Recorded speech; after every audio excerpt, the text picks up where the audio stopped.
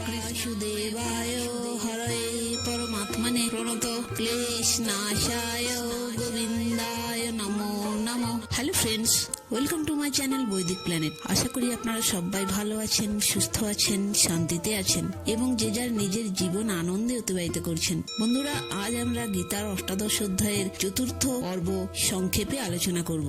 আপনারা যারা আগের পর্বগুলি দেখেননি তাদের পেজে সার্চ করে পর্বগুলি দেখে নেওয়ার অনুরোধ করছি। তো আসুন মূল আলোচনায় প্রবেশ করি। বিবেক বুদ্ধিকে গুরুত্ব না দেয়ায় সাত্ত্বিক সুখে প্রথমে বিষের মতো লাগে। রাজসিক মানুষ বিবেককে প্রাধান্য দেয় না, তাই প্রারম্ভে সাত্ত্বিক সুখকে বিষের মতো মনে হওয়া হলো রাজসিক ভাব। তাৎপর্য হলো যে সাত্ত্বিক সুখ দুঃখদায়ক নয়। আসলে মানুষের বুদ্ধিতে রাজস ভাব থাকায় সাত্ত্বিক সুখ তার কাছে বিষের ন্যায় দুঃখদায়ক বলে মনে হয়। তার উদ্দেশ্য সাত্ত্বিক সুখের হলেও অন্তরে রাজসিক সুখের প্রতি আসক্তি থাকে। যে সুখ ইন্দ্রিয় ও বিষয়ের সংযোগবশত উৎপন্ন হয় এবং প্রথমে অমৃতের ন্যায় ও পরিণামে বিস্তুল্য হয় তাকে বলা হয় রাজস সুখ। অর্থাৎ প্রারম্ভে ভোজন প্রিয় লাগে, কিন্তু আহার করতে করতে পেট ভরে গেলে, আহার করার শক্তি কমে গেলে তখন আহারে অরুচি হয়। তখন যে খাদ্য প্রথমে সুখদায়ী বলে মনে হচ্ছিল সেই দুঃখদায়ক হয়ে ওঠে। সেই সময় কেউ জোর করে আহার করালে তাকে শত্রুবৎ মনে হয়। এই নিয়ম সমস্ত সাংসারিক ভোগেই প্রযোজ্য।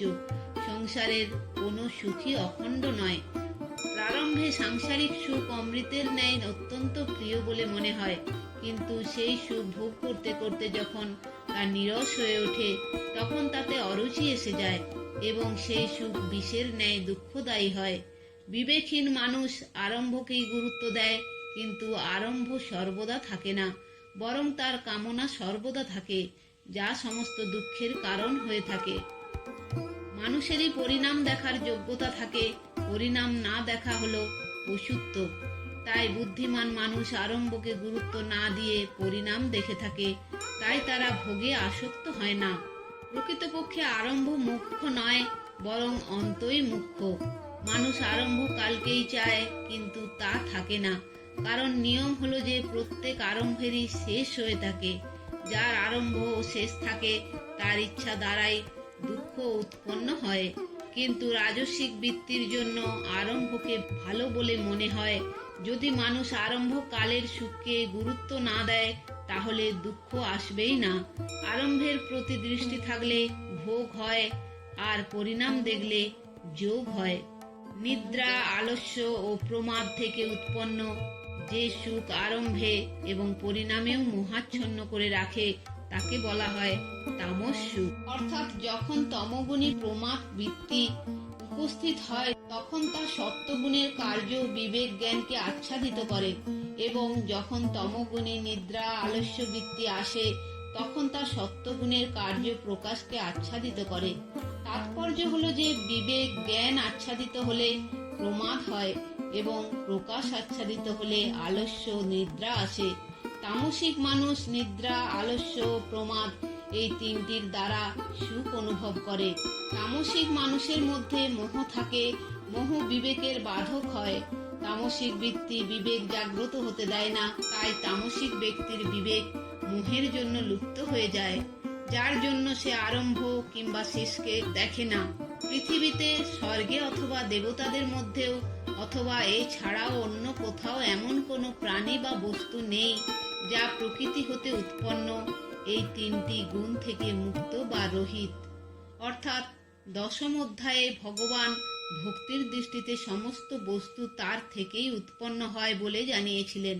এখানে ভগবান জ্ঞানের দৃষ্টিতে সমস্ত বস্তু প্রকৃতিজনিত গুণের থেকে উৎপন্ন বলে জানিয়েছেন, কারণ বিবেকের দৃষ্টিতে সৎ ও অসৎ উভয়ই থাকে, কিন্তু ভক্তের দৃষ্টিতে একমাত্র ভগবানই সবকিছু।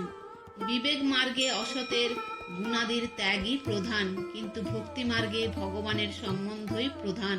জগতের যে কোনো বস্তুই ত্রিগুণের রহিত নয়। অজ্ঞানীর দৃষ্টিতে এই কথা বলা হয়েছে, তত্ত্বজ্ঞানীর দৃষ্টিতে নয়। তত্ত্বজ্ঞানীর দৃষ্টি একমাত্র সত্তার প্রতি নিবদ্ধ থাকে, যা শত স্বাভাবিকই গুণাতীত। হে পরন্তপ, ব্রাহ্মণ, ক্ষত্রিয়, বৈশ্য এবং শূদ্রদের কর্মগুলি স্বভাব থেকে উৎপন্ন 3 গুণ অনুসারে পৃথকভাবে বিভক্ত করা হয়েছে। অর্থাৎ কর্মযোগের প্রকরণে ভগবান নির্দিষ্ট কর্মের ত্যাগকে অনুচিত জানিয়ে ফল এবং আসক্তি ত্যাগ করে নির্দিষ্ট কর্ম করার কথা বলেছেন। সাংখ্যযোগের প্রকরণে নির্দিষ্ট কর্মকে কর্তৃত্বাভিমান, ফলেচ্ছা ও রাগদ্বেষ রহিত হয়ে করার কথা বলা হয়েছে। এখন ভগবান জানাচ্ছেন যে কোন বর্ণের জন্য কোনটি নির্দিষ্ট কর্ম এবং ওই নির্দিষ্ট কর্ম কিভাবে করা যায়। মানুষ যা কিছু কর্ম করে তার অন্তরে সেই কর্মের সংস্কার পড়ে এবং সেই সংস্কার অনুসারে তার স্বভাব গঠিত হয়।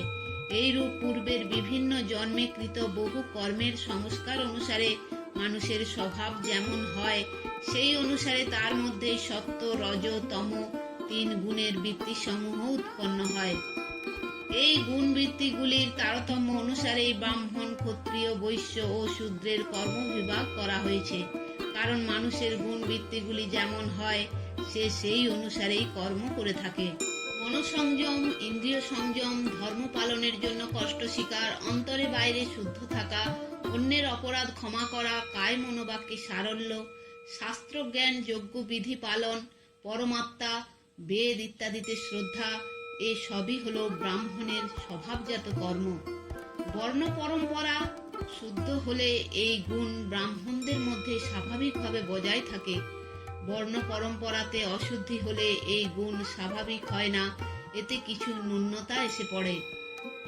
শৌর্য বা পরাক্রম, তেজ, ধৈর্য, প্রজা পরিচালনার ক্ষমতা, যুদ্ধে অপরাঙ্গমুখতা, দানে মুক্তহস্ত, শাসন ক্ষমতা, এগুলি সবই ক্ষত্রিয়ের স্বভাবজাত কর্ম। চাষ করা, গোরক্ষা করা ও বাণিজ্য করা এগুলি বৈশ্যদের স্বভাবজ কর্ম এবং 4 বর্ণের সেবা করা শূদ্রদের স্বাভাবিক কর্ম। অর্থাৎ গুণ ও কর্ম অনুসারেই মানুষের জন্ম হয়, তাই জন্মের দ্বারাই মানুষের জাতি মেনে নেওয়া হয়। আহার, বিবাহ ইত্যাদি লৌকিক ব্যবহারে জাতির প্রাধান্য থাকলেও পরমাত্মা প্রাপ্তিতে ভাব ও বিবেকের প্রাধান্য থাকে, জাতি বা বর্ণের নয়। যেমন সব বালকই মাতৃ করে ওঠার জন্য সমান অধিকারী হয়, তেমনি ভগবানের অংশ হওয়ায় সকল জীবই ভগবত প্রাপ্তির সমান অধিকারী হয়ে থাকে। সকল মানুষই পরমাত্ম তত্ত্ব, মুক্তি, তত্ত্বজ্ঞান, ভগবত প্রেম, ভগবত দর্শন লাভ করতে স্বাধীন, সমর্থ, যোগ্য এবং অধিকারী। বিদুর, নিষাদরাজ, গুহ, কবির, রৈদাস, সদন, কসাই প্রভৃতি বহু নিম্ন জাতির মানুষ ভগবানে ভক্তি করার জন্যই শ্রেষ্ঠ হয়েছে, জাতি বা বর্ণের জন্য নয়। সুতরাং ব্রাহ্মণের শরীর হোক অথবা শূদ্রের, লোক ব্যবহারে তাদের মধ্যে পার্থক্য থাকলেও ভগবত প্রাপ্তিতে কোনো পার্থক্য থাকে না। কারণ যখন ভগবত প্রাপ্তি শরীরের সঙ্গে সম্বন্ধ বিচ্ছেদ করলে হবে, তখন যার থেকে সম্বন্ধ বিচ্ছেদ করতে হবে তা ভালোই হোক অথবা মন্দ, তাতে কি আসে যায়। গুণাদির তারতম্যে যে বর্ণে জন্ম হয় সেই গুণানুসারেই সেই বর্ণের কর্ম সহজ ও স্বাভাবিক হয়। যেমন ব্রাহ্মণের জন্য সম, দম ইত্যাদি, ক্ষত্রিয়ের জন্য শৌর্য, তেজ ইত্যাদি, বৈশ্যের জন্য কৃষিকার্য ও গোরক্ষা, শূদ্রের জন্য সেবা, এই সব কর্ম শত স্বাভাবিকভাবে হয়ে থাকে। এই সব কর্মে তাদের কষ্ট হয় না এবং তাদের এতে স্বাভাবিক রুচি থাকে। নিজ নিজ কর্মে তৎপর ব্যক্তি সিদ্ধি লাভ করে। স্বকর্মে তৎপরভাবে ব্যাপৃত ব্যক্তি কিভাবে সিদ্ধি লাভ করে তা শোনো। অর্থাৎ নিজ বর্ণ ব্যতীত যারা যেসব কর্ম স্বীকার করেছে সেসবও সে কর্মানির অন্তর্গত বলে ধরা উচিত। যেমন মানুষ যদি নিজেকে উকিল, অধ্যাপক, চিকিৎসক, চাকর ইত্যাদি বলে মনে করে, তাহলে তার সেই সব কর্তব্য প্রেমপূর্বক, সম্মানপূর্বক, নিঃস্বার্থভাবে ভালো মতো পালন করাও তার পক্ষে স্বকর্ম। মানুষ স্বার্থ, বুদ্ধি, কামনা ইত্যাদি নিয়ে যে কর্ম করে তাতে তার আসক্তি থাকে। সে যদি প্রেমপূর্বক, নিষ্কামভাবে অপরের হিতার্থে কর্ম করে তবে তা অভিরতি হয়। ভগবান কর্মে আসক্তি রাখার নিষেধ করেছেন। মানুষ জাতি ইত্যাদি নিয়ে নিজেকে যেন উচ্চ বা নীচ বলে মনে না করে, বরং নিজ নিজ স্থানে থেকে নিষ্ঠাপূর্বক কর্তব্য পালন করে এবং অপরের নিন্দা, তিরস্কার এবং অহং অভিমান না করে। তাহলেই সেটিকে অভিরতি বলা হবে। বাস্তবে কর্মের কোনো প্রাধান্য নেই, ভাবেরই প্রাধান্য থাকে। কর্তার ভাব যদি শুদ্ধ হয় তবে তা কল্যাণকর হয়ে ওঠে। তা সেই কর্তা যে কোনো বর্ণেরই হোক না কেন। কর্মে বর্ণের প্রাধান্য থাকে আর ভাবে থাকে দৈবী বা আসুরি সম্পদের প্রাধান্য। সুতরাং দৈবী অথবা আসুরি সম্পদ কোনো বর্ণ নিয়ে হয় না, বরং তা সব বর্ণেরই হতে পারে। দৈবী সম্পদ মোক্ষ প্রদানকারী এবং আসুরি সম্পদ বন্ধনকারী হয়ে থাকে। তাই ব্রাহ্মণেরও যদি নিজ জাতি ইত্যাদি নিয়ে অহং অভিমান উৎপন্ন হয় তাহলে সে আসুরি সম্পদ বিশিষ্ট হয়ে ওঠে, অর্থাৎ তার পতন হয়। যে পরমাত্মা হতে জীবসমূহের উৎপত্তি এবং যিনি এই চরাচরে ব্যক্তি রূপে বর্তমান, সেই পরমাত্মাকে নিজ কর্ম দ্বারা পূজা করে মানুষ মাত্রই সিদ্ধি লাভ করে। অর্থাৎ এই জগৎ ভগবানের প্রথম অবতার। সুতরাং এই জগৎ ভগবানেরই মূর্তি। মূর্তিতে যেমন আমরা ভগবানের পূজা করি, পুষ্প উপহার দিই, চন্দন চর্চিত করি এবং সেই ভাব মূর্তিতে না হয়ে ভগবানের প্রতি হয়, অর্থাৎ আমরা মূর্তিকে পূজা না করে ভগবানকে পূজা করি, তেমনি আমাদের প্রতিটি ক্রিয়ার দ্বারা সংসাররূপী ভগবানকে পূজা করতে হয়। শ্রোতা শুনে বক্তাকে পূজা করবে, বক্তা বলে শ্রোতাকে পূজা করবে। এইভাবে সকলেই নিজ নিজ কর্মের দ্বারা একে অপরের পূজা করবে। দৃষ্টি যেন ভগবানের দিকেই থাকে, ব্রাহ্মণ ক্ষত্রিয় ইত্যাদি বর্ণের দিকে নয়। যেমন ঋষি মুনিগণ ভগবান শ্রীরামকে ভগবত রূপে প্রণাম করেন, ক্ষত্রিয় রূপে নয়। পূজাতে প্রাধান্য ভাব এই থাকা উচিত যে সবই ভগবানের এবং ভগবানের জন্যই। যেমন গঙ্গা জল দ্বারা গঙ্গার পূজা এবং প্রদীপ দ্বারা সূর্যের পূজা করা হয়, তেমনি ভগবানের বস্তু দ্বারা ভগবানের পূজা করা উচিত। এইভাবে ভগবানের পূজা করলে জগৎ লুপ্ত হয়ে যাবে এবং একমাত্র ভগবানই থেকে যাবেন, অর্থাৎ সবই ভগবান, এটি অনুভূত হবে। তো বন্ধুরা, আজ এই পর্যন্তই।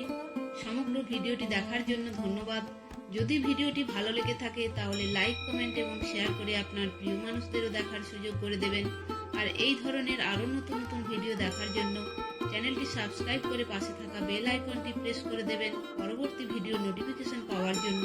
সবাই ভালো থাকবেন, সুস্থ থাকবেন, আনন্দে থাকবেন।